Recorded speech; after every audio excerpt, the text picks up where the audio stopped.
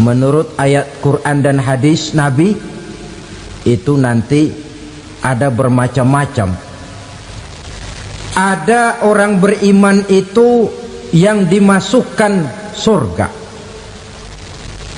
Ada orang beriman itu yang dimasukkan ke dalam surga. Ada orang beriman itu yang disebut penduduk surga. Kenapa lain-lain, Pak? Karena waktu di dunia amalannya juga lain-lain. Ada orang beriman yang masuk surga. Ini paling murah tiketnya. Mau masuk surga? Kata Nabi begini, ma min abdin qala la ilaha illallah thumma mata ala dhalik illa dakhalal jannah. Kalau seorang hamba sudah mengucap dua kalimat syahadat, dia yakin dengan kebenaran kalimat itu sampai matinya, orang itu akan masuk surga. Abi Dzar yang waktu itu diajak bicara heran, ya Rasul kok gampang betul? Iya, walaupun orang itu mencuri, iya, walaupun orang itu berzina, iya, biar dia mencuri, biar dia berzina, kalau dia sudah mengucap dua kalimat syahadat, dia yakin dengan kebenaran kalimat itu sampai matinya, itu orang akan masuk surga. Jadi masuk surga cukup dua kalimat syahadat, yakin sampai mati, masuk surga. Itu perkara masuk. Tapi kalau pertanyaannya diterusin, masuknya kapan, Pak? Nah, ini lain lagi urusannya. Sebab ada yang masuknya itu langsung, ada yang mampir dulu. Di sana tempat cuma dua, kalau tidak surga, neraka. Mau ke surga tapi mampir dulu, yang mampirnya jelas di neraka. Kenapa? Dalam hadis qudsi ada riwayat, nanti itu di akhirat, setelah Allah selesai mengatur penduduk surga masuk surga, yang neraka masuk neraka, Allah berkata kepada malaikat Malik, malaikat Malik, labaik ya Allah, itu bajingan-bajingan tengik, manusia-manusia durjana yang waktu di dunia tidak mau sujud, jauh dari ulama, gemar melakukan yang munkarat dan maksiat, hidup di tengah masyarakat selalu jadi bibit keonaran, kufur, sudah masuk neraka semua. Sudah ya Allah. Nah, kalau sudah, coba sekarang kamu masuk, Malik. Saya, iya, masuk neraka. Mau apa ya Allah? Kata Allah, akhriju minan nar man kana fi qalbihi misqala habbatin min khardalin min iman. Kau masuk neraka, cari di dalam neraka orang-orang yang ada imannya walaupun kecil sebesar biji zarah, angkat mereka keluar. Masuk malaikat Malik ke neraka, cari orang yang ada imannya, korek-korek. Ya repot, udah pada gosong.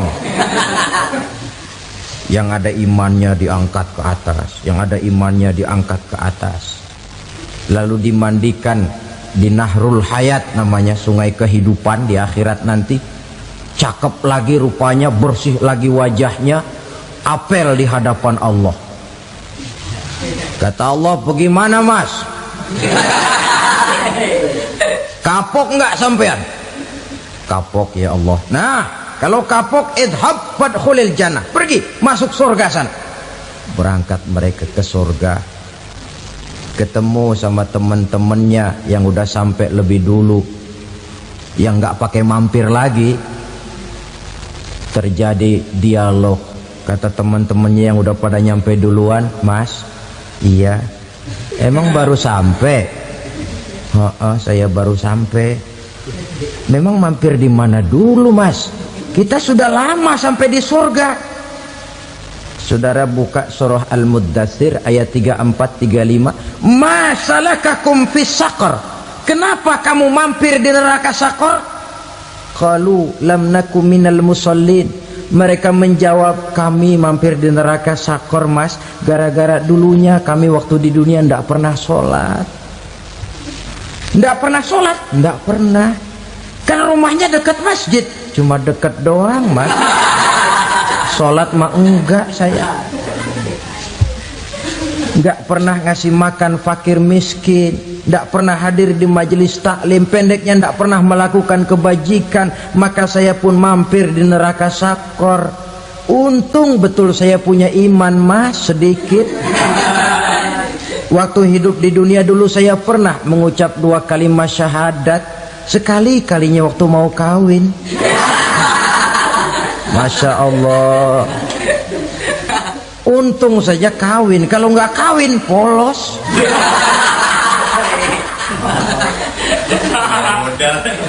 Itu juga pengulu sudah setengah mati ngajarin. Asyhadu alla, asyaduaan, asyaduaan.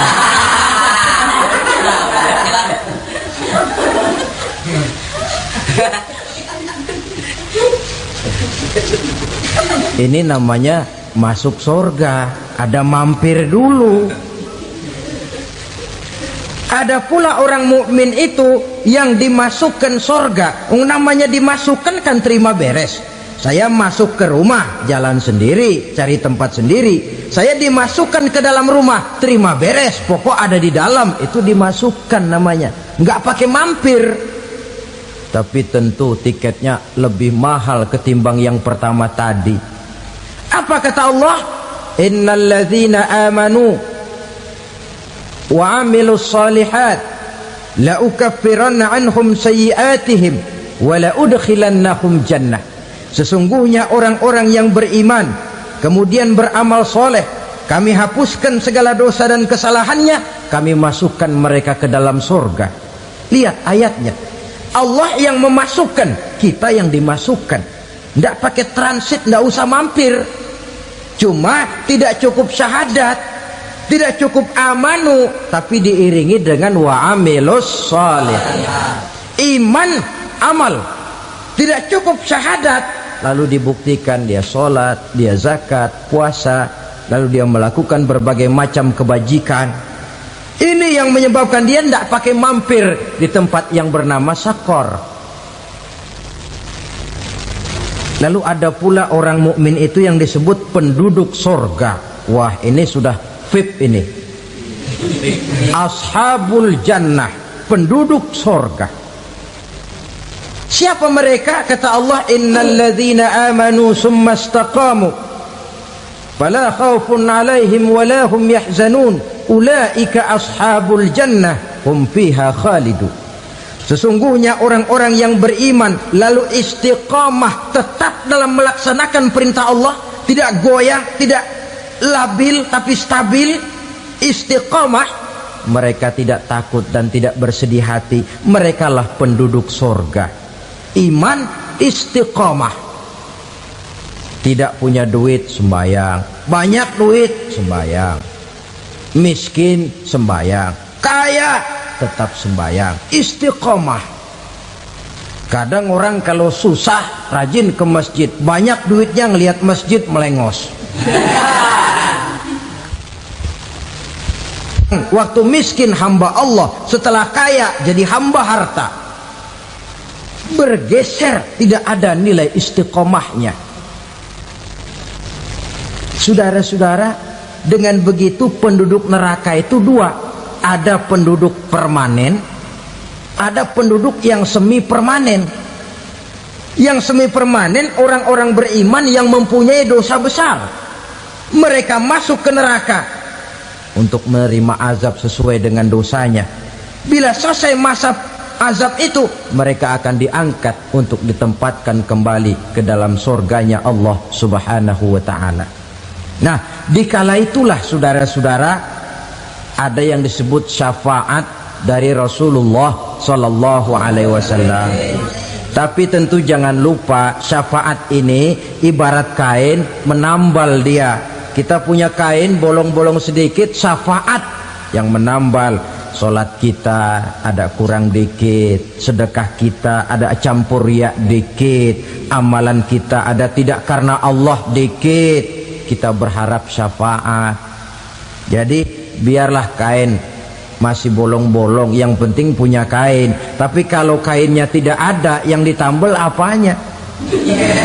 Sholat tidak, puasa tidak, zakat tidak, berharap syafaat saja. Ya, terlalu berlebihan itu. Saudara hadirin yang saya hormati, apabila selesai proses penghisaban, proses penghitungan, maka dikala itulah manusia terbagi dalam dua kelompok besar. Fariqun fil jannah wa fariqun fis sa'ir. Sekelompok orang-orang beruntung yang masuk ke dalam surga, dan sekelompok lagi masuk ke dalam neraka. Ibu-ibu, saudara-saudara kaum muslimin rahimakumullah, pada pertemuan yang lalu sudah saya jelaskan bahwa hidup selalu berakhir dengan kematian. Apabila datang kematian menimpa seseorang, datanglah kiamat baginya. Itu yang disebut dengan kiamat kecil. Hakikatnya mati adalah perpindahan dari kehidupan di dunia ini menuju kehidupan di alam barzakh. Menunggu kita di alam barzakh sampai datangnya saat kiamat. Entah 10 tahun, entah 100 tahun, entah 1000 tahun, hanya Allah saja yang maha tahu. Adapun orang-orang beriman yang melakukan amal kebajikan dalam kehidupan di dunia ini, masa penantian yang lama di alam barzakh buat mereka sebentar saja. Tetapi bagi orang-orang kafir yang ingkar, yang tidak beriman kepada Allah, yang hidup di dunia cuma menumpuk-numpuk dosa, tentu penantian di alam barzakh akan merupakan waktu yang sangat lama. Bukankah dalam kehidupan kita waktu itu memang relatif? Contoh misalnya, bagi pemuda-pemudi yang sedang duduk asyik memadu cinta, waktu 4-5 jam saja rasanya cuma 4-5 menit, tenggelam oleh keasikan. Tapi buat orang yang berbaring di rumah sakit, meratap di balik-balik apa itu tembok derita kata lagu, di balik dinding-dinding penjara, sehari bagai seminggu, seminggu rasa sebulan, sebulan boleh jadi rasa setahun. Penantian yang sangat lama. Kapan kiamat itu akan datang? Ini rahasia Allah. Jangankan kita yang orang awam, baginda Nabi sendiri tidak diberitahu oleh Allah kapan kiamat itu akan terjadi. Tetapi sungguh pun demikian, banyak hadis-hadis yang menjelaskan ciri atau tanda-tanda datangnya kiamat. Nah, kalau sudah bicara soal tanda kiamat itu ada dua. Pertama yang disebut alamatus sughra, tanda-tanda kecil. Ini waktunya masih ada tenggang. Ada yang dinamakan alamatul kubra, tanda-tanda besar. Artinya kiamat sudah diambang pintu. Apa tanda-tanda kecil dari datangnya hari kiamat itu? Misalnya kata Nabi, apabila ilmu sudah diangkat oleh Allah, artinya apabila ulama sudah banyak wafat, minat orang belajar agama berkurang, lalu kebodohan nampak merajalela di mana-mana, zina dikerjakan secara terbuka, minuman-minuman keras jadi kebanggaan, itu termasuk di antara tanda-tanda kecil terjadinya hari kiamat. Apalagi misalnya iza waladatil ammatu rabbataha, apabila budak sudah melahirkan tuan. Apa maksudnya? Ada yang mentafsirkan apabila anak sudah bisa membudaki orang tuanya, orang tua yang melahirkan dia, yang membesarkan dia, demi setelah si anak besar jadi orang berpangkat, bertitel, berharta, berkedudukan, jadilah orang tua itu budaknya. Sehingga sering dibilang kalau orang tua kaya, anak jadi raja, tapi kalau anak yang kaya, orang tua sering jadi budak. Apalagi munculnya fitnah yang bergelombang, timbul perang antara dua bangsa yang besar, waktu berjalan terasa sangat pendek sekali. Itu merupakan tanda di antara tanda-tanda kiamat. Termasuk di dalamnya sulit membedakan mana laki, mana perempuan. Kan kalau tanda-tanda kayak begini sekarang sudah banyak kita lihat kan. Ulama banyak wafat, penggantinya sulit. Zina dikerjakan berterang-terangan, minuman keras jadi kebanggaan, banyak anak membudaki orang tuanya, sulit membedakan mana laki mana perempuan. Kadang-kadang dari belakang kita lihat perempuan bener, begitu kita colek nengok jenggotan.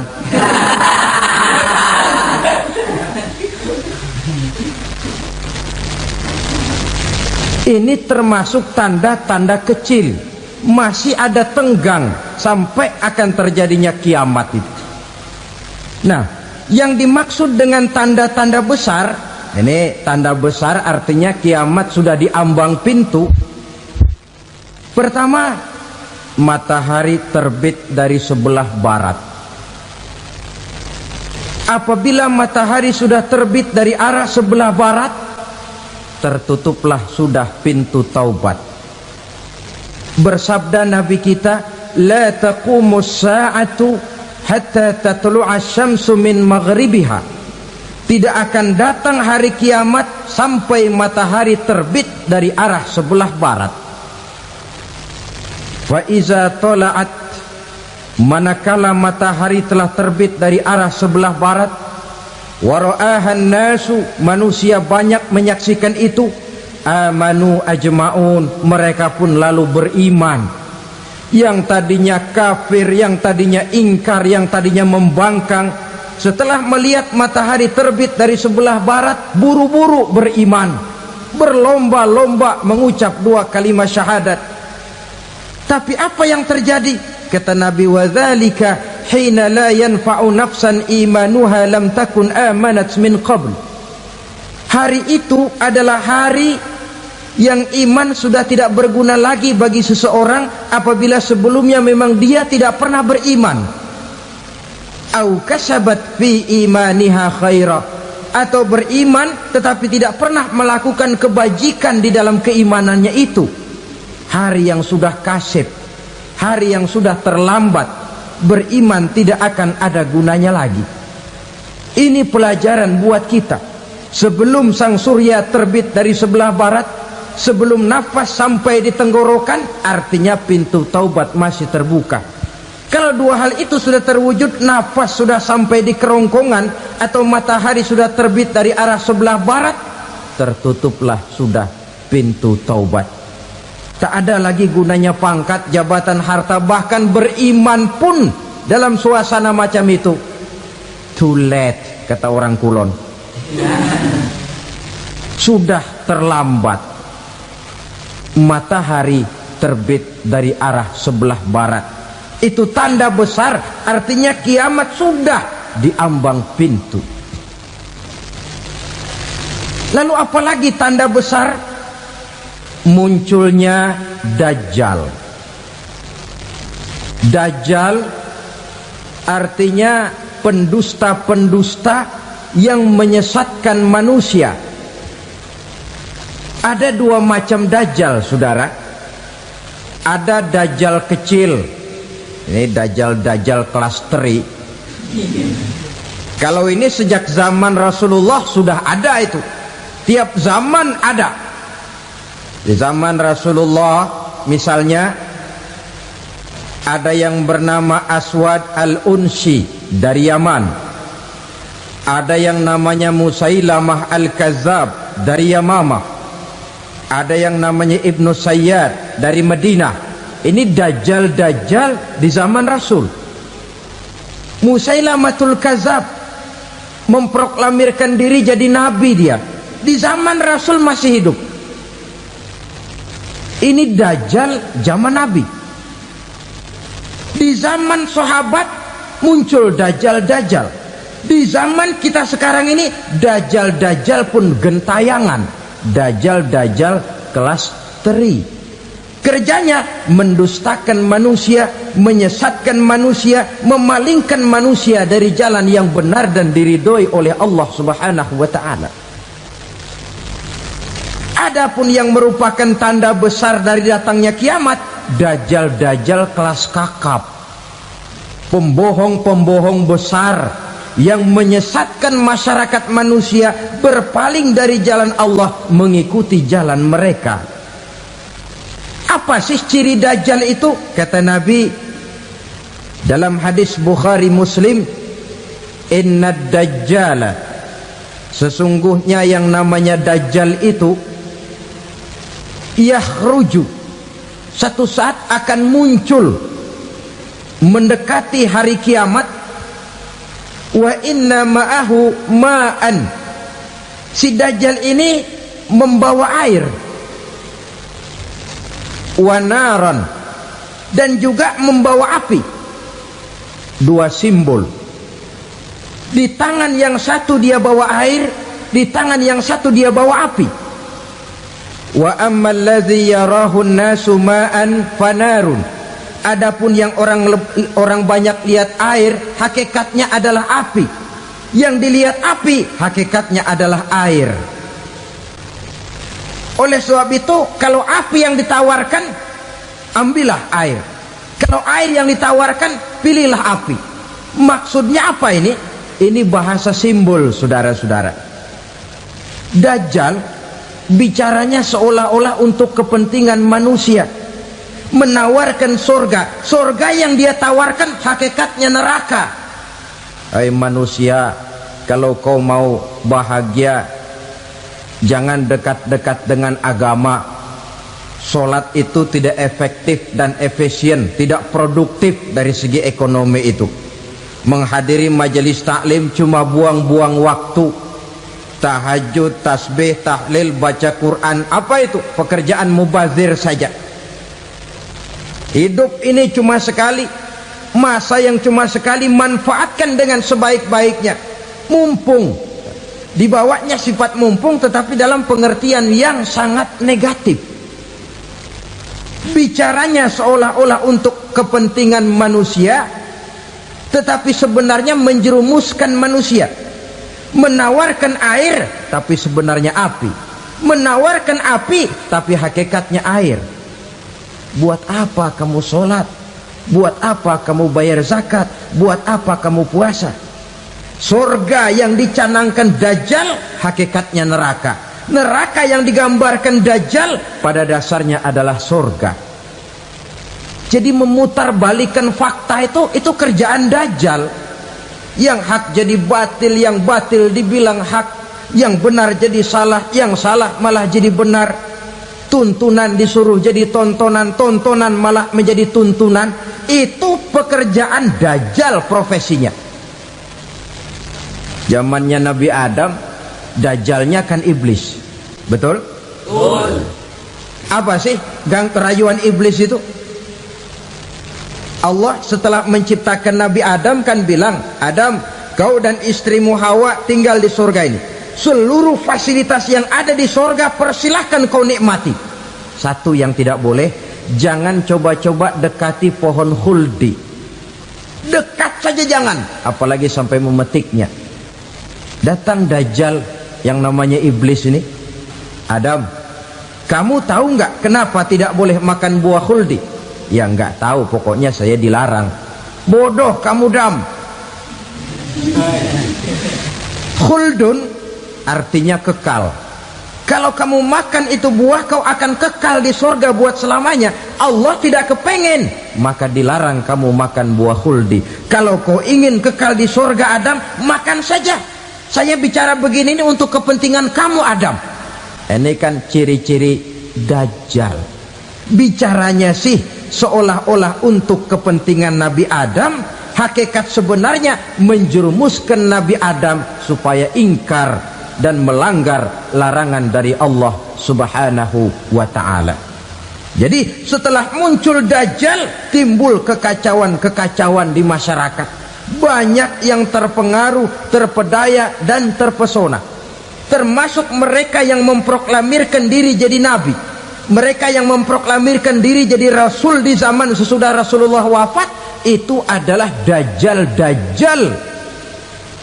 Maka saya ingatkan, kalau di zaman kita sekarang ini ada orang ngaku jadi nabi, ada orang ngaku jadi rasul, biar bahasa Arabnya kental, Quran hafal, hadis ribuan hadis hafal, biar pakai serban sampai menyengser ke tanah, bahasa Arabnya fasih, tapi dia mengaku jadi nabi, jadi rasul, kita umat Islam wajib tidak percaya, wajib untuk tidak percaya. Itulah Dajjal zaman kita sekarang ini. Tidak mustahil mereka datang mempengaruhi orang awam supaya berpaling dari Rasulullah, mengikuti mereka. Nah, di akhir zaman nanti, mendekati hari kiamat, Dajjal ini muncul. Dajjal kelas kakap, menyesatkan masyarakat manusia untuk berpaling dari Islam, mengikuti seruan mereka. Apalagi di antara datangnya kiamat itu, tanda yang besar itu, turunnya Nabiullah Isa Al-Masih, putra Maryam. Menurut berbagai hadis yang sahih, Nabi Isa Al-Masih nanti akan turun lagi, tidak membawa risalah yang baru, tapi meluruskan risalah Islam ini yang telah banyak ditinggalkan oleh masyarakat.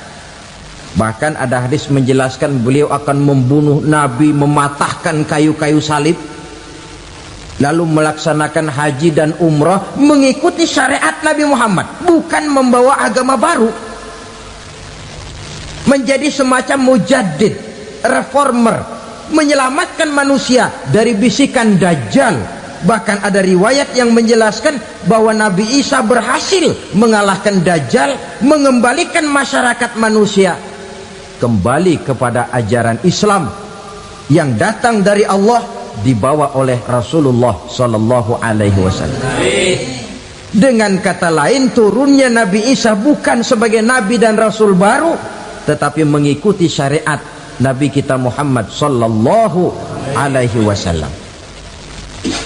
Saudara hadirin, ibu-ibu hadirat yang saya hormati, kemudian apalagi di antara tanda-tanda besar akan datangnya kiamat itu? Keluarnya asap atau awan. Kata Nabi, inna min asrati sa'ah dukhanan yamla'u ma bainal masyriqi wal maghrib. Di antara tanda-tanda kiamat, munculnya awan antara langit dan bumi. Ini pun diperkuat dalam surah Ad-Dukhan ayat 10. Fartaqib yauma ta'tis sama bidukhanin mubin fayughshan nas hadza azabun alim. Bagi orang-orang yang beriman, mereka biasa-biasa saja, tapi bagi orang kufur, datangnya asap dan awan ini merupakan azab yang kelewat pedih. Barangkali sedikit mendekati gambaran tentang azab yang pedih ini, saya ingatkan alam pikiran kita kepada peristiwa yang belum lama terjadi. Pernah dengar berita bocornya reaktor nuklir di Chernobyl, Uni Soviet? Pernah dengar? Nah, bocornya reaktor nuklir di Chernobyl yang mengakibatkan ratusan, bahkan sangat mungkin ribuan nyawa. Cuma satu reaktor. Bagaimana kalau seluruh cadangan nuklir yang dimiliki oleh para negara adikuasa ini diledakkan? Bahkan yang konon menurut catatan cadangan nuklir yang dimiliki bersama oleh Amerika dan Rusia sekarang ini sudah sanggup memusnahkan 6 miliar manusia, 1,5 kali lebih banyak dari jumlah manusia yang nongkrong di permukaan bumi ini. Saudara-saudara hadirin yang saya hormati,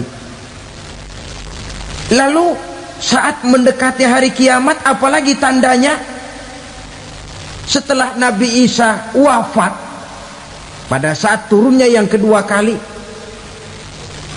lalu Allah meniupkan angin sejuk, semua orang-orang beriman, orang-orang baik wafat, sehingga penghuni bumi ini cuma tinggal lagi terdiri dari orang-orang kafir. Tidak ada lagi di bumi ini yang bisa mengucapkan Allah. Sehingga dalam hadis qudsi itu ada keterangan, innallaha azza wa jalla yaqulu li Israfil, Allah pernah pesan kepada malaikat Israfil, kata Allah, Israfil, iza sami'ta qailan yaqul Allah Allah fa akhirin nafakh 40 sanatan ikraman liqailiha. Hai Israfil, apabila kau dengar di permukaan bumi masih banyak orang yang mengucapkan Allah Allah, maka tunda sangkakala kiamat itu 40 tahun. Untuk apa? Ikraman liqailiha, menghormati orang yang mengucapkan Allah Allah itu. Wah, jadi karena sekarang masih banyak yang mengucapkan Allah, besar hatilah kita, masih jauh kiamat itu. Tapi jangan lupa, kiamat pribadi, kiamat kecil itu yang gak kita sangka-sangka. Ajal datang mencabut nyawa, itu kiamat pribadi, dan itu yang pasti kita hadapi, dan itu yang membuat kita tidak boleh bersikap main-main di dalam kehidupan sekarang ini. Saudara hadirin yang saya hormati, tidak ada lagi orang-orang muslim, seluruh penduduk dunia ini kafir. Lalu terciptalah struktur sosial yang berlandaskan prinsip hidup semau gue. Bakal terjadilah prinsip di mana yang kaya menyantap yang miskin, yang kuat menindas yang lemah. Hidup sudah bagaikan di rimba belantara, berlaku hukum rimba, siapa yang kuat dia yang menang, siapa yang lemah menjadi mangsa. Timbul kekacauan, maksiat merajalela, munkarat menjadi-jadi, sehingga isi bumi ini penuh dengan segala macam perbuatan dosa. Tidak ada perlunya lagi alam diperpanjang temponya. Datang saat yang sudah dijanjikan oleh Allah Azza wa Jalla, maka terjadilah yang disebut kiamat kubra, kiamat besar, kiamat ancur-ancuran. Bagaimana kejadian ini dimulai? Dalam surah Az-Zumar ayat 68, Allah Subhanahu wa taala berfirman, wa nufikha fis suri fasa'iqa man fis samawati wa man fil ardi illa man sya'allahu. Maka manakala ditiuplah sangkakala, terkejutlah seluruh yang ada di langit dan seluruh yang ada di bumi. Bila saat kiamat datang, Allah perintah malaikat Israfil, Israfil, tiup sangkakalamu. Ditiuplah sangkakala oleh malaikat Israfil. Yang akibat daripada tiupan itu, seluruh yang ada di langit, seluruh yang ada di permukaan bumi terkejut. Yang ada di langit siapa? Malaikat kan. Bayangin aja kalau malaikat kaget, apalagi kita. Terkejut seluruh makhluk yang ada di bumi, yang ada di langit mendengar suara sangkakala itu. Bunyinya tidak sanggup kita bayangkan dahsyatnya. Ledakan nuklir, ledakan neutron, belum apa-apa ketimbang bunyi sangkakala malaikat Israfil ini. Nah, lalu mendengar bunyi sangkakala ini, gemparlah makhluk, kacaulah alam.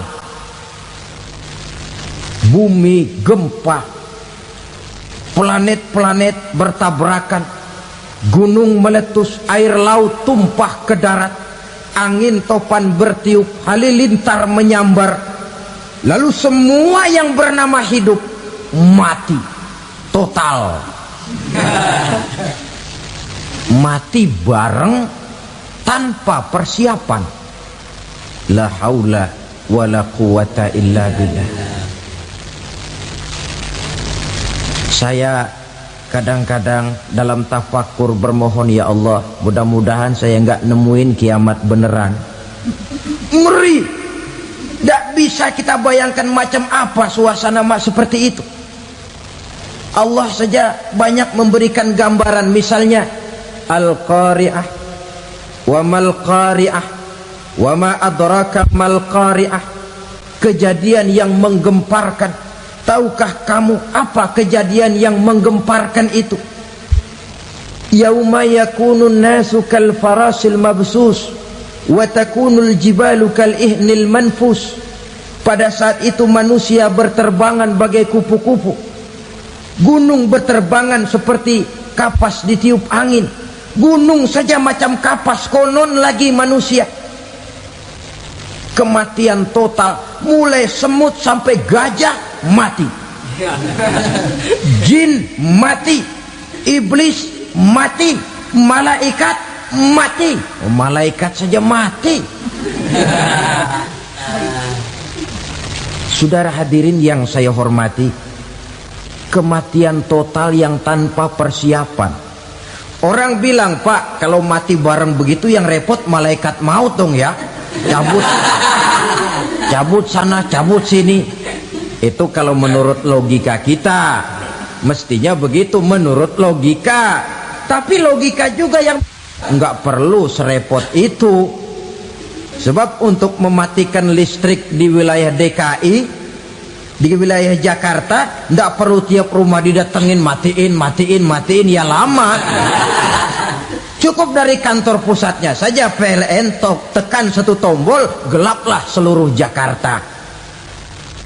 Saudara hadirin yang saya hormati, kematian total. Lalu setelah kematian total, planet-planet juga mati, dalam arti tidak bergerak dan beredar. Angin mati, dalam arti tidak bertiup. Air mati, dalam arti tidak ada riak gelombang. Pokoknya semua mati. Kullu nafsin za'iqatul maut, semua yang bernafas mati. Dalam ayat lain, kullu man 'alaiha fan, semua yang ada di permukaan bumi fana. Yang kekal cuma Allah Subhanahu wa ta'ala. Yang paling belakang mati malaikat maut dan malaikat Israfil. Tapi mati juga sesuai dengan janji Allah. 40 lamanya. Tidak dijelaskan oleh Abi Hurairah 40 jam, apa 40 hari, apa 40 tahun. Hadis-hadis cuma menyebutkan 40 saja. Sunyi alam, yang tinggal cuma Allah saja lagi. Ketika itu Allah berseru-seru, katanya, limanil mulkul yauma, siapa para penguasa hari ini? Mana itu raja-raja dan penguasa yang dulu mengaku jadi Tuhan? Fir'aun, mana Fir'aun sekarang? Yang dulu jadi raja, merasa berhasil, sombong, lalu tidak mau turun-turun dari kekuasaannya, sampai kepada puncak kekurang ajarannya mengangkat diri jadi Tuhan. Mana itu Fir'aun? Namrus, mana sekarang Namrus? La ilaha illa ana, ternyata tidak ada Tuhan lain selain daripada aku, kata Allah. Proses kemudian, saudara-saudara, turunlah hujan dari langit. 40 lamanya hujan itu. Tidak jelas juga 40 jam apa 40 hari. Setelah air turun membasahi, datanglah tiupan sangkakala yang kedua. Semua yang bernama mati bangkit dari kuburnya masing-masing. Ini yang disebut Yaumul Ba'thi, hari kebangkitan. Allahu Akbar.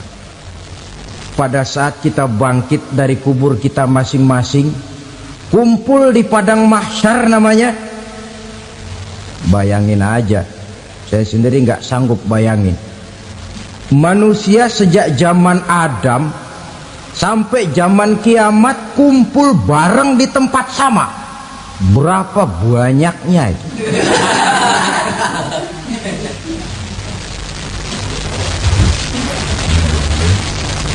Dan yang luar biasa menurut satu riwayat, pada saat bangkit itu, Masya Allah, roman muka kita berubah,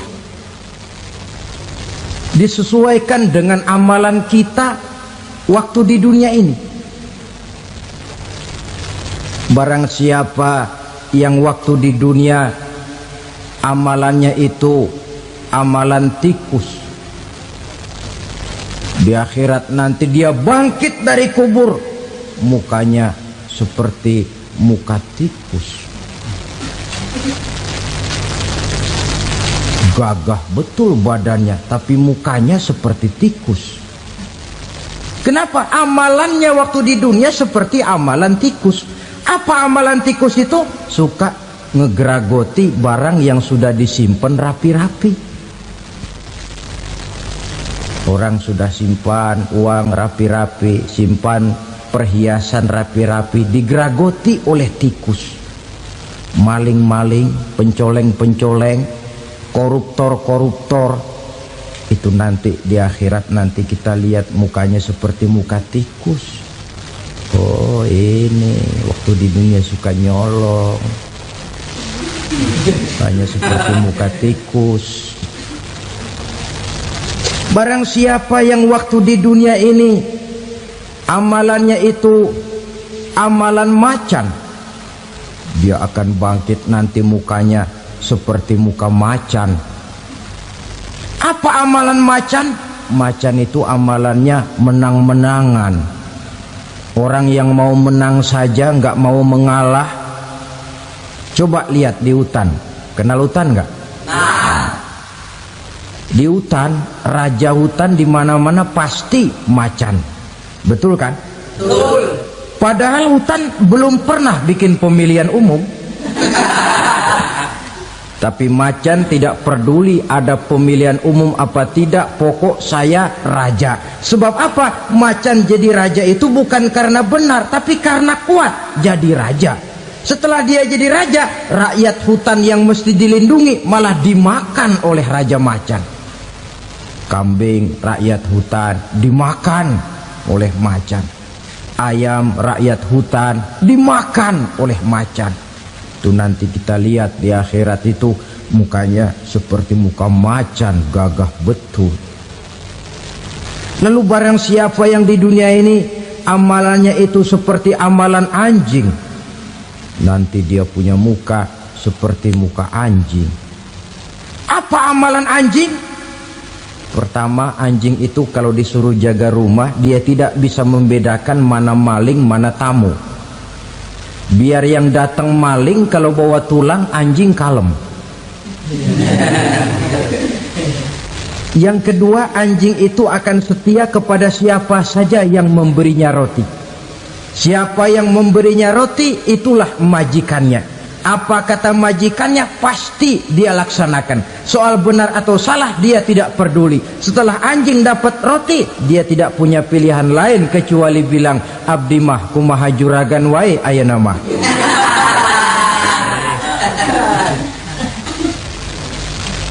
Saudara hadirin yang saya hormati,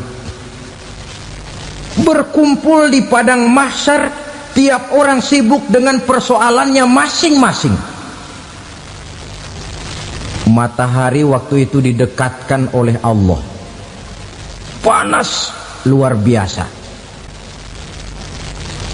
Ada yang saking panasnya itu mencucurkan peluh keringat sampai sebatas mata kakinya. Ada yang keringatnya sampai sedengkulnya, ada yang keringatnya sampai sepusatnya, ada yang keringatnya mengalir sampai sebahunya, ada yang kelelap oleh keringatnya sendiri, sementara orang di sampingnya nggak apa-apa. Bergantung lagi amalan dia waktu di dunia ini. Saudara-saudara, sebagian orang dalam kepanikan padang mahsyar berombong-rombong datang mereka menghadap Nabi Adam. Ya Adam, anta abal bashar. Hai Adam, Tuhan adalah bapak moyang manusia. Kami sebentar lagi akan disidang, dimintakan pertanggungan jawab. Tolonglah kami, hai Adam. Kata Nabi Adam, jangankan nolongin sampean, saya sendiri tanggung jawab di hadapan Allah ketika dulu tidak boleh makan khuldi, saya serobot. Sudahlah, urus diri masing-masing saja, nafsi. Begitu kata Nabi Nuh, begitu kata Nabi Ibrahim. Tiap orang bertanggung jawab sendiri-sendiri. Ketika itulah saudara-saudara, nikmatnya menjadi umat Nabi besar Muhammad sallallahu alaihi wasallam. Sebab apa? Walaupun menurut abjad kita ini umat paling belakang, paling belakang kita ini toh, karena Nabi Muhammad adalah Nabi akhir, tapi akan dihisap lebih dulu, lewat di atas sirat lebih dulu, masuk surga lebih dahulu ketimbang umat-umat belakangan. Ketika Rasul mendekati ajal, beliau tanyakan itu kepada malaikat Jibril. Malaikat Jibril berkata, Muhammad jangan khawatir, Allah sudah berjanji, inni haramtul jannata ala sairil anbiya hatta tadkhulaha anta wa haramtuha ala sairil umami hatta tadkhulaha ummatuka.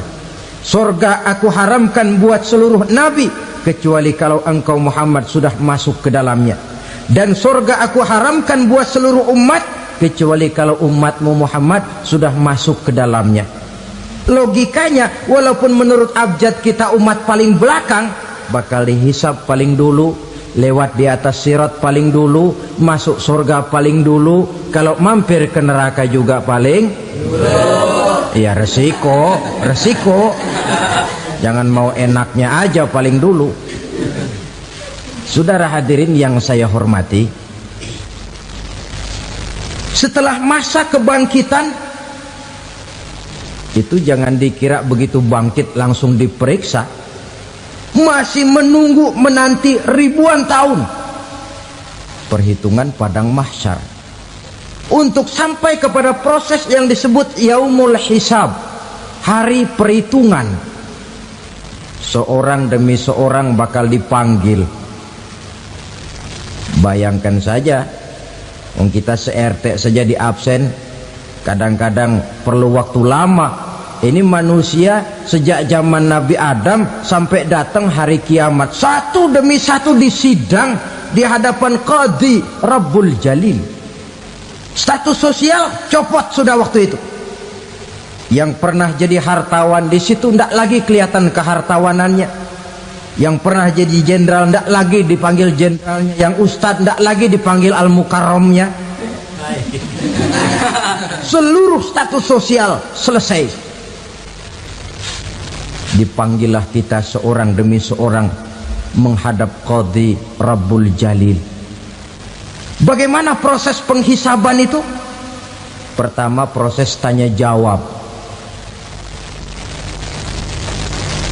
Di antaranya ada hadis menyatakan, lan tazula qadama 'abdin yaumal qiyamah hatta yus'ala an arba'i khisalin. Besok di hari kiamat tidak akan bergeser telapak kaki seorang hamba sampai dia ditanya lebih dulu tentang 4 persoalan. Tentang ilmunya, kemana ilmu itu diamalkan. Tentang umurnya, di mana umur itu dihabiskan. Tentang masa mudanya, kemana masa muda itu dipakai. tentang hartanya, dari mana harta itu didapat dan kemana harta itu dibelanjakan. Ini termasuk proses tanya jawab. Jadi kalau istilah pengadilan dunia, nama Fulan bin Fulan. Kamu waktu di dunia diberikan umur panjang untuk apa? Pernah mengalami masa muda, kemana kau habiskan masa remajamu? Kau diamanahkan ilmu, dengan apa ilmumu kau amalkan? Kau diberikan harta, dari mana harta kau dapat, kemana kau belanjakan? Tak seorang pun yang bisa mungkir. Sebab apa? Dikala itu yang menjadi saksi bukan orang. Yang menjadi saksi adalah seluruh anggota badan kita. Tangan bicara, kaki jadi saksi terhadap seluruh amalan yang pernah kita kerjakan pada saat kehidupan di alam dunia ini. Selesai proses tanya jawab, lalu diperlihatkan buku catatan kita waktu hidup di dunia ini. Jangan lupa Allah itu menyiapkan 2 superkomputer kepada kita, sebelah ditempelin sebelah kanan, yang sebelah tempelin di sebelah kiri. Komputer itu namanya Raqib dan Atid, 2 malaikat yang apabila baik kita lakukan, refleks saja akan menulis kebajikan kita. Jahat kita kerjakan, akan tertulis. Catatan itu nanti diperlihatkan kepada kita. Waduh, alangkah malunya pada saat diperlihatkan catatan kita, buku rapot kita merah melulu. Barangkali diperiksa sambil diomelin, brengsek lo. Buku merah melulu begini, bagaimana waktu hidup di dunia? Tidak cukup diperlihatkan buku catatan kehidupan, rekaman kehidupan. Rekaman kehidupan kita secara utuh sejak terlahir sampai ajal datang merenggut nyawa. Barangkali mirip dengan video sekarang ini, di mana terekam dengan baik seluruh kegiatan kita, sejak yang sekecil-kecilnya sampai kepada yang sebesar-besarnya. Untuk kemudian kita pun menerima balasan.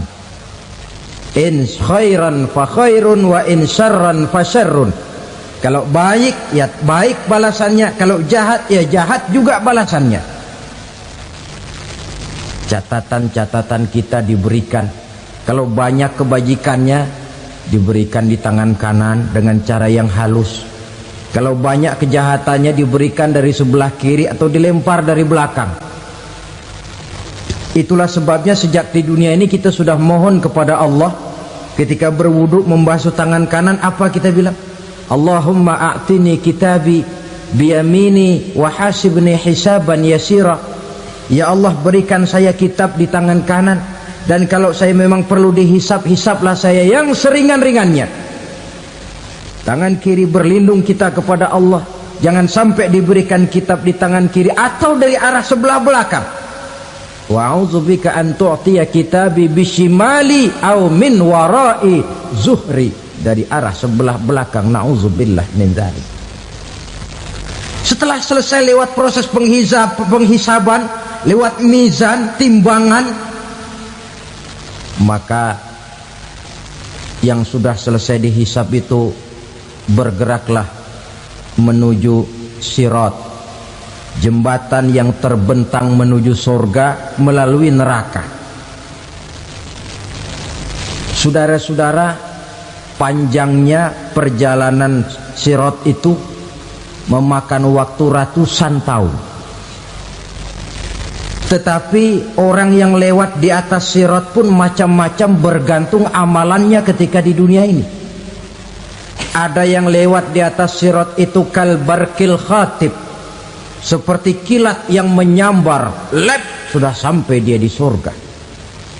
Cepat bukan main. Ada yang lewat di atas sirat itu seperti orang lari-lari. Ada yang lewat di atas sirat itu seperti orang jalan biasa.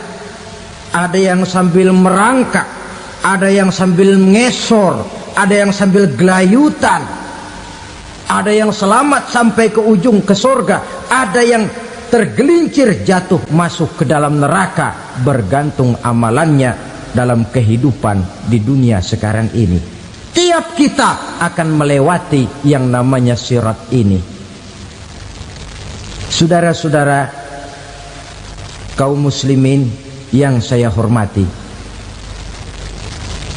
dengan demikian mereka yang selamat melalui sirat sampai ke terminal akhir surga, mereka yang ketika dihisab ternyata banyak kejahatannya daripada kebaikannya, mereka singgah di dalam neraka. Nah, adapun orang-orang yang beriman menurut ayat Quran dan hadis Nabi itu nanti ada bermacam-macam. Ada orang beriman itu yang dimasukkan surga. Ada orang beriman itu yang dimasukkan ke dalam surga. Ada orang beriman itu yang disebut penduduk surga. Kenapa lain-lain, Pak? Karena waktu di dunia amalannya juga lain-lain. Ada orang beriman yang masuk surga. Ini paling murah tiketnya. Mau masuk surga? Kata Nabi begini, ma min abdin qala la ilaha illallah thumma mata ala dhalik illa dakhalal jannah. Kalau seorang hamba sudah mengucap dua kalimat syahadat, dia yakin dengan kebenaran kalimat itu sampai matinya, orang itu akan masuk surga. Abi Dzar yang waktu itu diajak bicara heran, ya Rasul kok gampang betul? Iya, walaupun orang itu mencuri, iya, walaupun orang itu berzina, iya, biar dia mencuri, biar dia berzina, kalau dia sudah mengucap dua kalimat syahadat, dia yakin dengan kebenaran kalimat itu sampai matinya, itu orang akan masuk surga. Jadi masuk surga cukup dua kalimat syahadat, yakin sampai mati, masuk surga. Itu perkara masuk. Tapi kalau pertanyaannya diterusin, masuknya kapan, Pak? Nah, ini lain lagi urusannya. Sebab ada yang masuknya itu langsung, ada yang mampir dulu. Di sana tempat cuma dua, kalau tidak surga, neraka. Mau ke surga tapi mampir dulu, yang mampirnya jelas di neraka.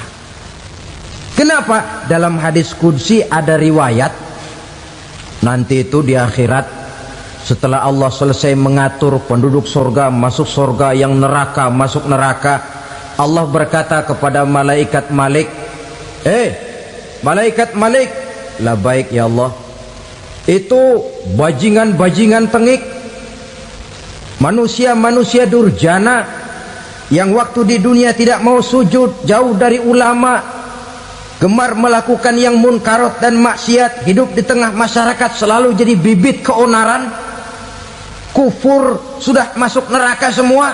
Sudah ya Allah. Nah, kalau sudah, coba sekarang kamu masuk, Malik. Saya, iya, masuk neraka. Mau apa ya Allah? Kata Allah, akhriju minan nar man kana fi qalbihi misqala habatin min khardalin min iman. Kau masuk neraka, cari di dalam neraka orang-orang yang ada imannya walaupun kecil sebesar biji zarah, angkat mereka keluar. Masuk malaikat Malik ke neraka, cari orang yang ada imannya, korek-korek. Ya repot, udah pada gosong. Yang ada imannya diangkat ke atas, yang ada imannya diangkat ke atas, lalu dimandikan di Nahrul Hayat, namanya sungai kehidupan di akhirat nanti. Cakep lagi rupanya, bersih lagi wajahnya, apel di hadapan Allah. Kata Allah, bagaimana mas? Kapok nggak sampean? Kapok ya Allah. Nah, kalau kapok, idhab fadkhulil jannah, pergi masuk surga sana. Berangkat mereka ke surga. ketemu sama teman-temannya yang udah sampai lebih dulu, yang nggak pakai mampir lagi. Terjadi dialog. Kata teman-temannya yang udah pada nyampe duluan, "Mas, iya, emang baru sampai?" Saya baru sampai." "Memang mampir di mana dulu, Mas? Kita sudah lama sampai di surga." Saudara buka surah Al-Muddatsir ayat 34-35. "Ma salakakum fis saqar?" Kenapa kamu mampir di neraka Saqar? Qalu lam naku minal musallin. Mereka menjawab, kami mampir di neraka Saqar, Mas, gara-gara dulunya kami waktu di dunia ndak pernah sholat. Ndak pernah sholat? Ndak pernah. Kan rumahnya dekat masjid. Cuma dekat doang, Mas. Sholat mah enggak saya. Nggak pernah ngasih makan fakir miskin, nggak pernah hadir di majelis taklim, pendeknya nggak pernah melakukan kebajikan, maka saya pun mampir di neraka Saqar. Untung betul saya punya iman, Mas, sedikit. Waktu hidup di dunia dulu saya pernah mengucap 2 kalimat syahadat, sekali-kalinya waktu mau kawin. Masya Allah. Untung saja kawin, kalau nggak kawin polos.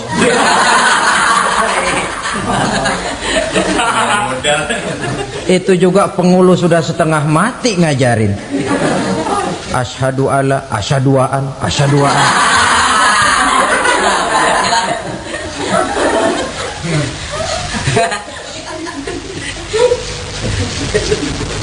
Ini namanya masuk surga, ada mampir dulu.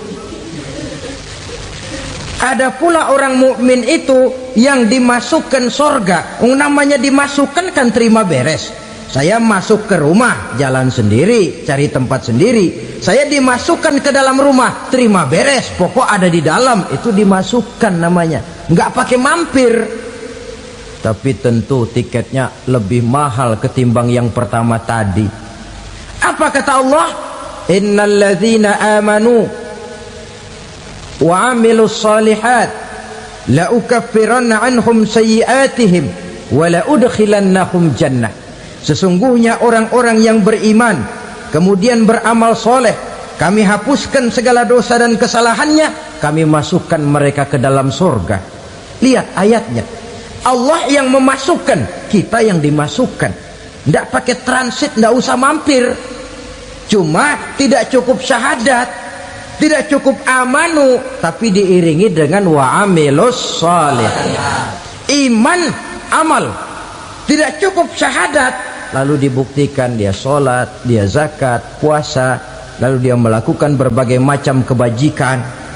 Ini yang menyebabkan dia tidak pakai mampir di tempat yang bernama Saqar. Lalu ada pula orang mukmin itu yang disebut penduduk surga. Wah, ini sudah VIP ini. Ashabul jannah, penduduk surga.